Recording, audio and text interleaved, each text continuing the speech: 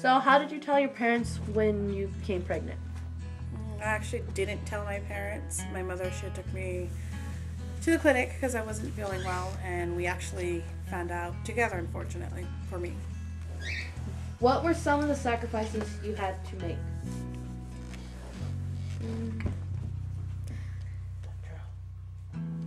Stay home. Stay home with my son and drop out of school because I had nobody to take care of him. But then I went to Eugene to this program that they were making to get your GED, and I got my GED. So. What support network did you have? I had a lot of support network. I had my parents, I had his mom, I had a lot of support. She was the first baby in the home, so there was always somebody there to help me, either to take care of her, bathe her, financially. I had my husband that helped me take care of her financially. My mom, my dad, especially my parents, they were there a lot. A lot. How hard was it for you to be a teen mom? It had its struggles. It was pretty hard. I wasn't working, obviously. I was young and I was still in high school. High school was a bit hard. Unfortunately, I had to go to a continuation school to finish school, but I did finish high school and I did get my high school diploma and continued on my education in college. So for the most part, it was really hard. Being a teen mom has different struggles. It's not just financial, it's an emotional and mental struggles.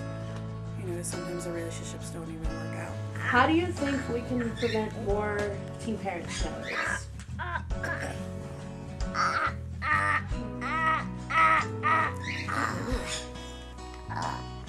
I just think like the parents telling them about it, because kids don't know.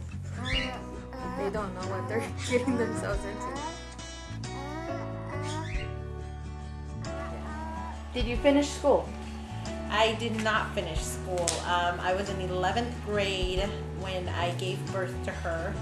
I did not finish school.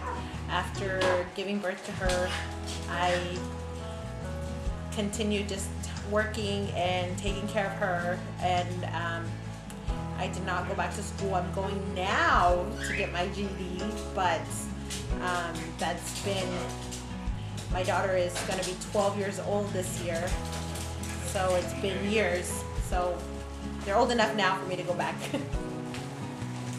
Do you regret it? Of course not.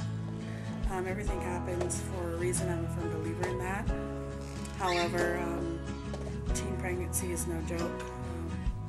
I'm glad that I did have the opportunity to have my child early, just because about a year after, I got really sick and ended up having emergency surgeries that now enabled me from having any other more children. So having at least one pregnancy and one child was the best thing for me at that time, even though it didn't seem like it was. Now as I'm older and I can reflect on it, I know that it was the best for me. Did your parents or the school teach you anything about being sexually active and the consequences associated with them?